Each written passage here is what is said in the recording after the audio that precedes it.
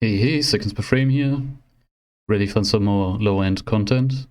Well, too bad. You're going to get it anyway. Today, Gennaro run. Didn't do that character before. And we're going to go with the new and improved Mad Forest map, which I kinda liked.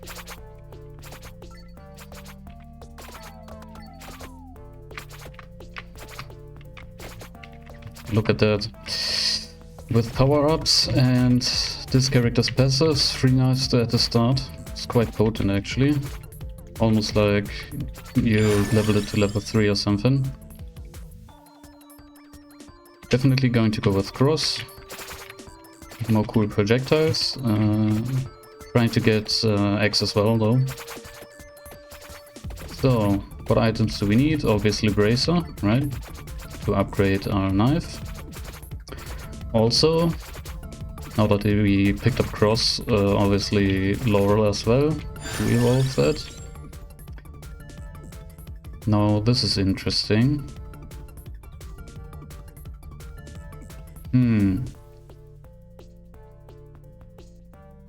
I guess I did most of those already. But I'm going to go for Rune Tracer. Which doesn't evolve into anything, of course, but yeah, there you go. So, what's up next as well? Duplicator, number 1 choice. Probably Extract Orb, just for convenience sake. And for maximum not moving around late game, right? So there has been a patch with this version. They didn't post any patch notes though. Damn. I want to pick X here. Just because I don't want to miss out on it. Rune Tracer level and yeah. So yeah, anyway, as I was saying, they pushed out a patch without any patch notes, so probably just some quick fixes or additions for a future update or something. And from what I read from the Steam forums was that apparently people started lagging late game pretty badly, even though they didn't before. Which, yeah, kind of lab it all we need for our newly picked up X, of course. But yeah, I hope it doesn't impact me too much, because I'm already impacted by, you know, shitty hardware for a shitty coded game, basically. But yeah, we will see. Maybe it doesn't change anything for us, because we're, or I'm already used to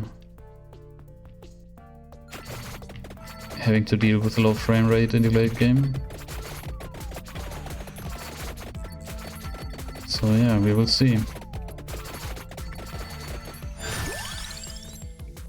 Spellbinder we don't need. What other weapons would I like to get here? I don't really know. You know what, let's go for stun and Laurel. Just because. And let's focus on knife again. So, if people started to experience more lag than usual, or even lag to begin with, then I would conclude that they did something in the way the code loops over something related to enemies, which should be the most straightforward reason, right? If people had problems with picking many projectile weapons, like I usually do, it gets way worse when I pick both birds or even evolve into Vandalion, right? So it shouldn't be that, it should be something other than that.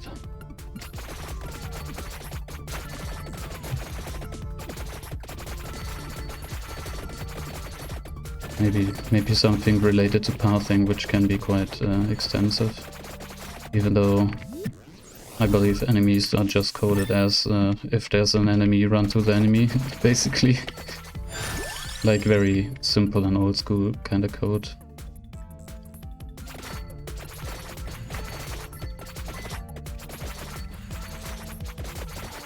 So yeah, there's that. That's why I started to change my item builds around and going for more simpler upgrades, right? Like Laurel and Clock Lancet. They're useful in their own right, but they don't add too much clutter to the main screen, or none at all actually. So some hard-hitting, low projectile count weapons are usually for the best. Yeah, let's go with braces here. So we need Clover then. They're always calling it Laurel though. I'm stupid that way. Yeah, Candelabra door for axe, Bracer for knife, Clover for cross, and that should be it, right? Anything else we cannot upgrade, so yeah, we could pick whatever after that, right?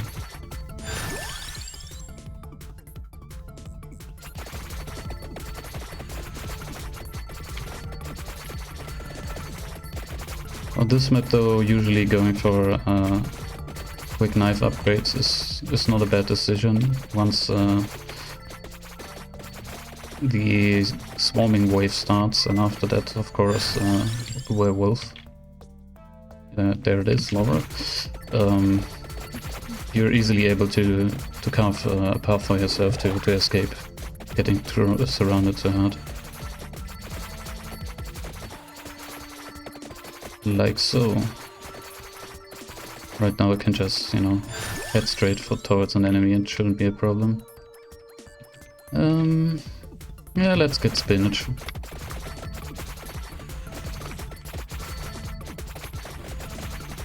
This character's passive already doing the best it can ever do. Just granting us more projectiles and that's it. A character like Antonio, he doesn't usually need spinach. I would recommend it on any other character though. For damage scaling, it really does help. Obviously we got some damage scaling anyways because of power-ups.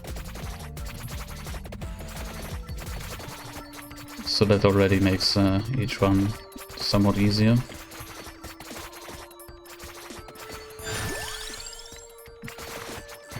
I'm still figuring out this map, you know, what can you walk into, what not. I would expect the trees you cannot walk over. Skulls also unpassable terrain. But anything smaller, you know, like cactus brushes and shrubs, they're good to go.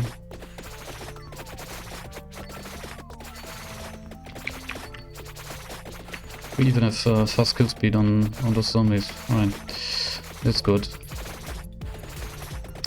They're quite tanky early on. But with knives we can easily focus fire. Cross as well though.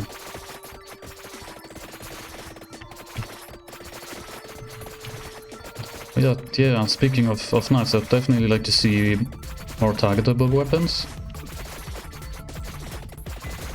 Nothing too crazy, you know, but give me something that I can also point in a certain direction. Sometimes it's quite useful to specifically clear one area or another. Never want to get surrounded too much. Also, knife, decent boss killer. Especially once fully upgraded though. Yeah, I don't care about those. More cross it is. I'm glad though that we managed to fill our weapon slots so early into the game. Sometimes it takes a while. You know, some runs I'm mostly getting supporting items. And sometimes, like in this run, I'm offered more weapons instead. But filling up one or the other is also good for picking up more weapons if you have your item slot filled first, and vice versa, because once you're full on weapons, for example, you won't get offered anymore, so that gets you quicker to your chosen item upgrades. Just simply because, you know, you always have a 3 of the same type. Items or weapons, that is. So keep that in mind if you're aiming for something specific. Especially, you know, once they starting to introduce more weapons and items into the game. Which I'm excited for. So...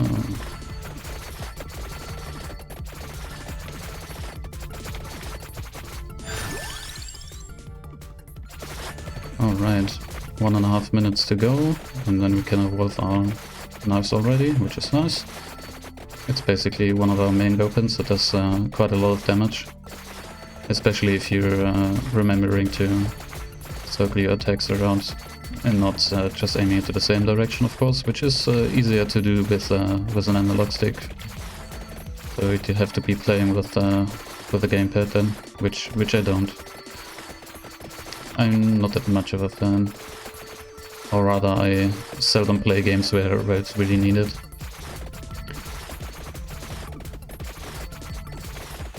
Maybe someday, I don't know. More cross. Of course the dream here would be to, you know, have weapons which have an evolution upgraded to the max, and then pick up a chest which drops a triple and upgrades them all at the same time, but that has never happened for me. For quite a bit of luck involved.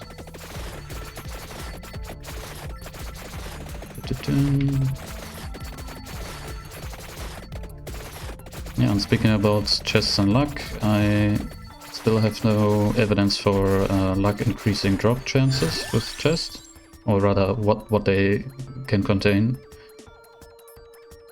So not quite sure, but the base rates for getting a triple or even penta chest are quite low, especially, you know, the 5 drop. And even if you double that through, you know, increasing your luck, it doesn't do much of a difference, right? Does it? Like, think of, like, I don't know, a game like Diablo or something, Diablo 2 especially, where you have drop rates like way under 1, let's say 0.1 or something. If you have like 100% magic find, for example, you know, you have, well, double the chance, yeah, but it's only 0.2, so does it really make a difference? No, not really, right? So, plans still going for more than 30 seconds. I believe it's a minute then on both waves. Well, let's see here. We got that. We still need... No, I'm not going for Crown right now. I want to increase my chances of getting Clover to upgrade our cross. Just in case. I don't want to ruin it. It's not needed. I'm not going to be sad or going to lose the run if I don't manage to get that item. But yeah. Just being a little patient should pay off, and we should get it, no problem. Like, yeah. Look at Knives shredding everything before us. Let's take advantage of that, and... oh, there is Clover. yeah, let's take advantage of that and run around as much as we can. Just to get more kills in. Could help us get to max level faster.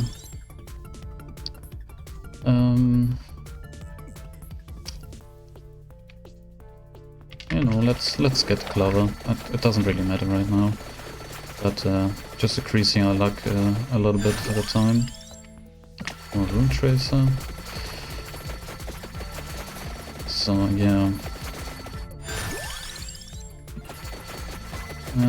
picking the items I did, or rather reserving 2 slots from my weapons for basically non-weapon upgrades, right? I mean, Stun and Laurel are more supportive kind of weapons, not really the true weapons in that sense, I would say.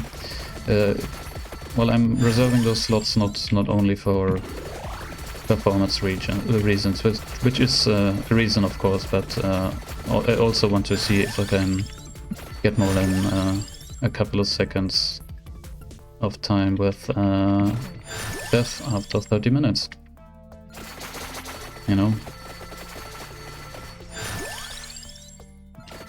And I went back and looked at one of my videos where I managed to do that, and it actually was 26 seconds, I believe, which I have to beat to, you know, set my new personal best in case of time survived.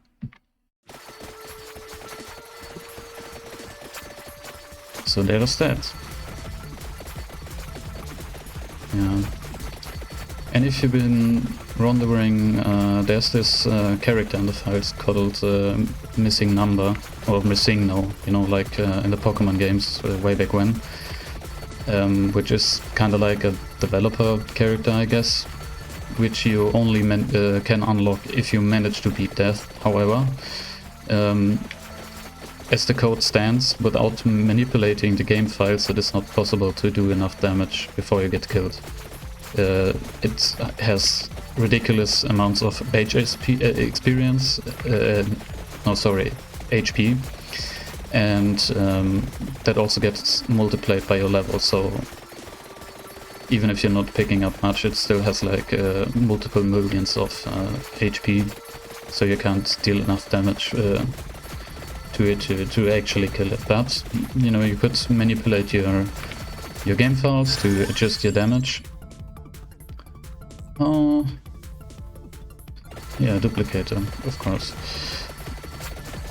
Yeah, so you can, you know, change an item like garlic to do like millions of damage per second, and you know, can just stand there and wait for it to happen, I guess. But to be honest, I'm not a fan. You know, getting X-Dash through entering a cheat code in the main menu, yeah, that is what the devs have put into the game. You know, it's a little secret, but it's especially coded so that once you type that in, you unlock the character, which is okay in my book. But you know, just changing game values to unlock a character, to me it looks like you're just not supposed to have it. And yeah, that's that. I mean, the character is one that I don't know it's passive, but it does start with X or even Scythe at the beginning. I don't know which one of those two, but yeah, I mean, if you're really interested, there's probably enough how-to videos out there, you know. I'm not going to do one myself. Like I said, I'm not really interested in getting this character through manipulating the game files. Doesn't make sense to me. If there's ever going to be a legitimate way, yeah, then sure.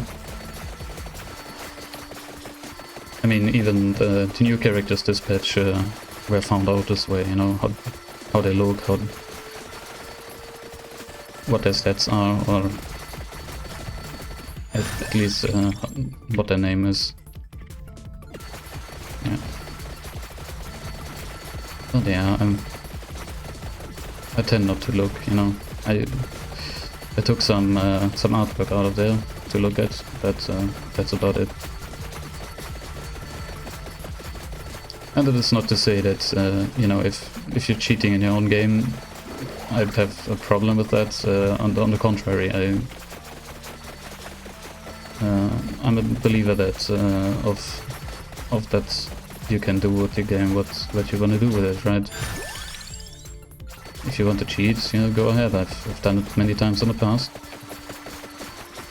Sometimes just because I was lazy, or, you know, I mostly use it as a tool if something goes wrong. Like, if I get stuck with a character and I can't get out and I don't want to, you know, start a new save game 30 hours into the game, then of course I'm going to fall back to the console to, you know, move my character a little and being able to play again, or something like that, you know.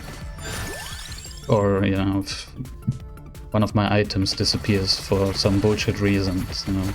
Like I was talking about Seminus today, the other day, right? And this game sometimes has a problem with, you know, dropping your vehicles through the floor, which is, you know, which sucks, right? It's just, you can't do anything against it. You didn't lose it because you died or made a mistake. No, it's just you falling through the floor because the game, you know, decided to, well, shit on your hitbox and, you know, drop you into oblivion, or at least your vehicle. So yeah, if that happens, I'm totally willing to, you know, just cheating in another vehicle of the same type. And, you know, sometimes the game corrects itself and spits the item back out again. In this case, you know, I'm just going to lead one of the instances of this item, and there you go. I don't consider this cheating. It's just, you know, just when the provided experience, let's say, just breaks.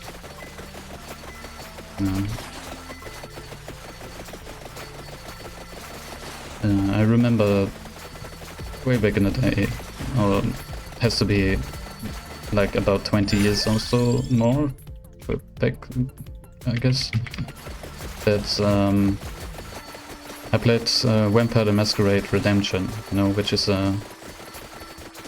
well, anyways, if you know it, you know, and otherwise I'm not going to go into it, but I somehow managed to glitch through a wall into an area where you usually have to pull a lever to open a said wall, right? And I didn't even notice that, you know. I was way younger way then, and didn't know anything about that. So yeah, when I came back from the area through the same wall, I thought to myself, you know, oh shit, it's how do I get through the wall, you know? I couldn't find any buttons. And, you know, at the time I thought I was cheating, you know, because I thought maybe I just couldn't find the button or something. But as it turns out, you know, I just physically couldn't. So as well, you know, I somehow figured out how to, you know, put a start command at the application start, right, and which enabled the console, and yeah, there you go. Then I teleported a little through the wall, which then only, you know, confirmed that I didn't have a choice, because I actually managed to find the button on the other side, pressed it, and voila, the door opened. But, you know, sometimes things like that happen in games. It's what gets exploited by speedrunners mostly, right? To skip certain areas and all that. Sequence breaking, basically.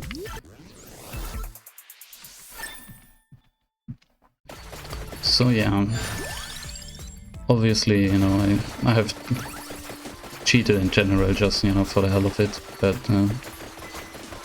yeah, who doesn't remember, I don't know, playing GTA and giving yourself a huge head and unlimited items and all that, or ammunition, health, and, you know, spawning in a helicopter and all the good stuff, right?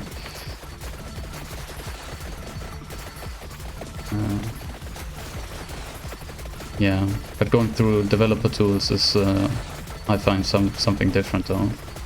You know, like GTA has cheat codes you can put in, which basically does the same thing, but there's an in-game interface for it, right? You pull up your phone and call this number or something, if I can remember correctly. But, you know, pulling up the developer console is obviously not meant to be used by the players, right? But there's fun to be had with that, you know. You do you. Especially, you know, for single player games, multiplayer not so much. For obvious reasons, right?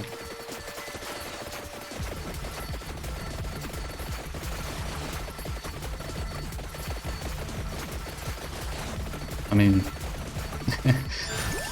with like, I don't know, Counter-Strike 1.6 or even before that, you know, of course we played around with aimbots and wall hacks and all that on unprotected servers, which was, you know, fun in its own right, but never in a competitive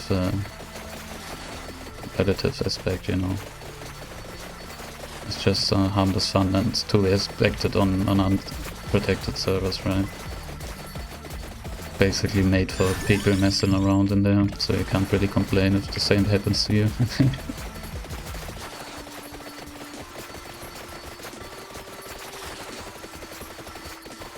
Get wrecked. Okay. So the game is starting to get a little choppier right now, but that is to be expected after 20 minutes and going on. At least for me it is. I don't know if it will get way worse than that or not, but we will see. At least with the setup I chose, it shouldn't be too bad. But a triple, well, way too late. But yeah, whatever. Damns the dice roll, right? No real control, but yeah. Those are usually games that I like in general, right? So you have, of course, you have to have a certain level of skill and have to make decisions based on RNG, basically. So, like most backbuilders, right? You're choosing which cards you're going to get and build your deck around, you know, getting to your combinations as fast as possible or something, but you don't have any real control. Just a general, you know, here's what I want to do, here's how I want to make it happen, and the rest is up to, you know, chance. For the most part anyways, but yeah. There's obviously much skill involved in, you know, building your deck and picking the right cards at the right time, you know, depending on your opponent, which is also a huge factor.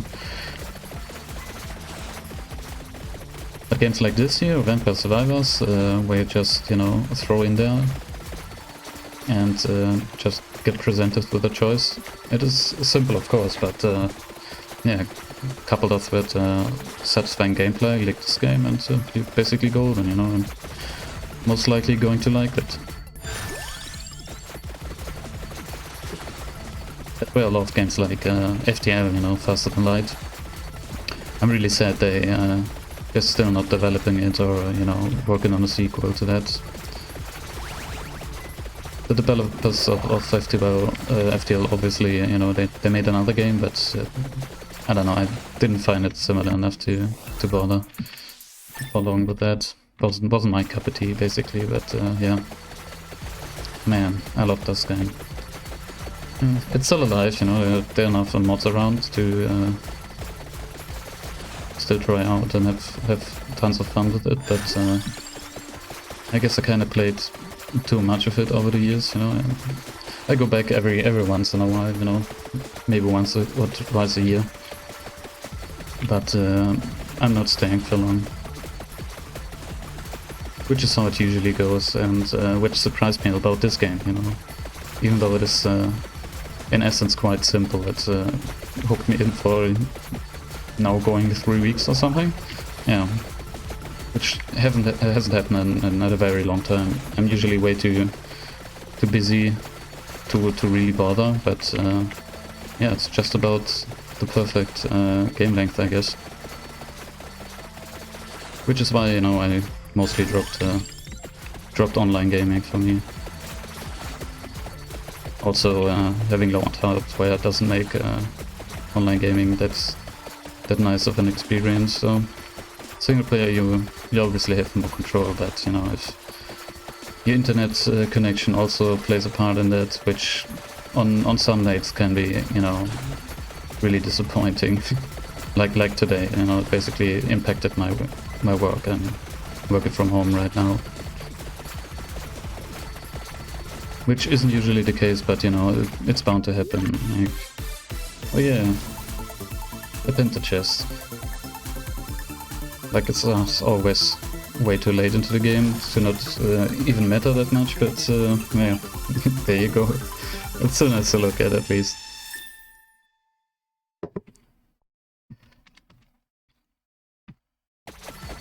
Yeah. Next time I should try and skip the penta chest and see if they manage to fix or slash implement that. So yeah, and also after, you know, fixing my recordings and checking out my machine for, you know, background processes which may impact my performance and all that, I did a little bit of cleaning up and optimized my settings even further from what my system is able to handle. I believe the quality as seen in the last video has improved somewhat, definitely. It's a little less choppy than usual, and you know, still quite readable. At least I think so. I mean, this game doesn't have amazing graphics or anything, you know.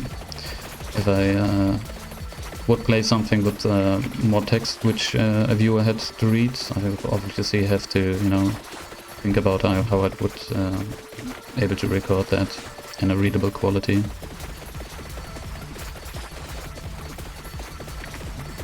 Because, you know, showing you like potato quality enemies in terms of polygons without shadows and all that is just one thing, but you know, if the text is blurry, relevant text is blurry, that is, would be too bad.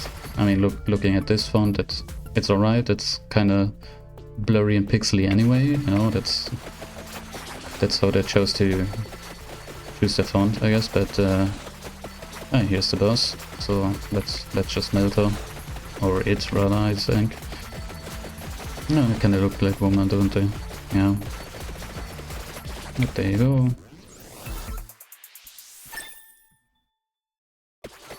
There she dies, which would net you the achievement, you know, and unlock hyper mode for this map.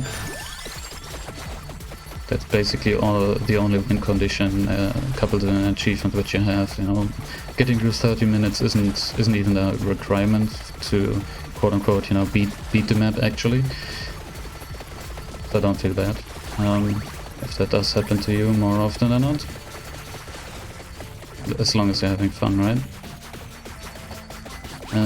So yeah, basically getting to 30 minutes just gives you a completion bonus of 500 gold, and that's it, you know. Nothing else. Though if you're trying to unlock one of the new characters, which you have to do through, you know, getting 5,000 gold in one go, you probably want to get to 30 minutes anyways, you know.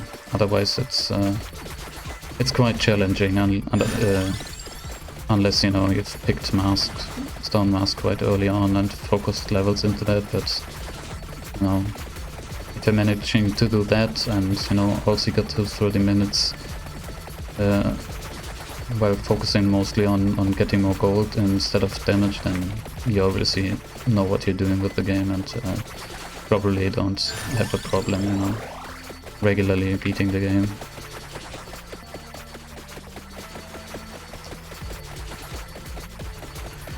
Like, since I've starting uploading Vampire Survivors video, I didn't play for myself, not even around, you know.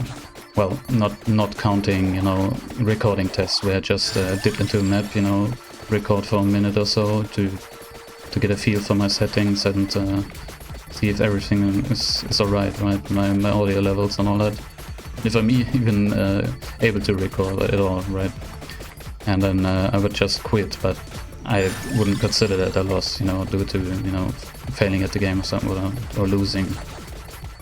I chose to do that, but yeah, other than those, I recorded every run, and until now I didn't manage to lose, so yeah, that goes to show that it's actually not that hard. Especially once you've unlocked all your power-ups, you know. I should be sitting on a load of gold, or just waiting to unlock new stuff. Or they could, you know, maybe put cosmetics into the game, you know, for your character, or for your items which you can unlock, which would be nice. Or maybe, I don't know, secondary effect or alternative effects for your weapons, like in what they do, you know. That would be cool. But even new visuals and all that would also be kind of cool. So yeah, boss rush basically starts, to borrow a term from another game. Which I think is accurate, you know. There's only bosses on screen right now, well, mostly. Not the hardest ones, but they still do hurt if they get too close, so... Let's spread our unlimited knives out a little, just to make sure nothing crazy goes on here, you know.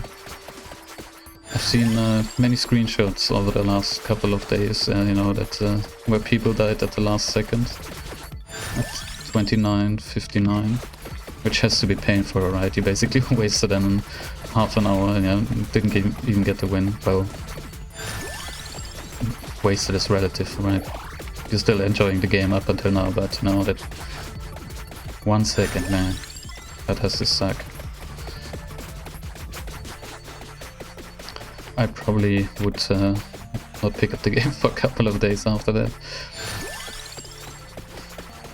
Which would be quite challenging, because, you know, this game is quite addicting, you know.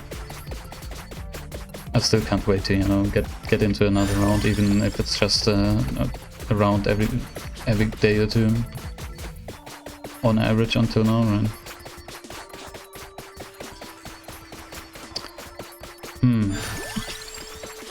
Now, to answer my own question at the beginning, did it get choppier than usual? Yeah, I don't think so. Maybe a little, but, you know, what's the difference between, you know, 13 FPS and 12, you know? Is there even a noticeable difference? I don't even know. Maybe if you're actively counting the frames, you know, but who does that, right? So... Well, let's get this chest anyway. So this should now appear any second, and yeah, let's see if we can live more than 30 seconds or something, or at least get to 30 seconds. That would still be a personal best for me, you know.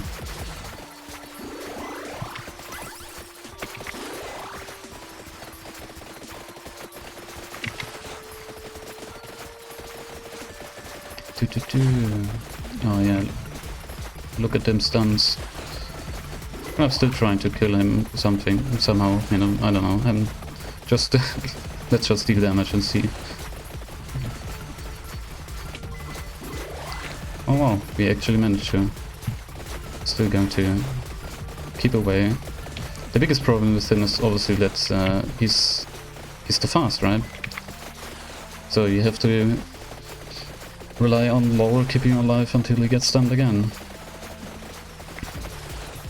Well, 49 seconds, well, that's at least something. Yeah, there you go.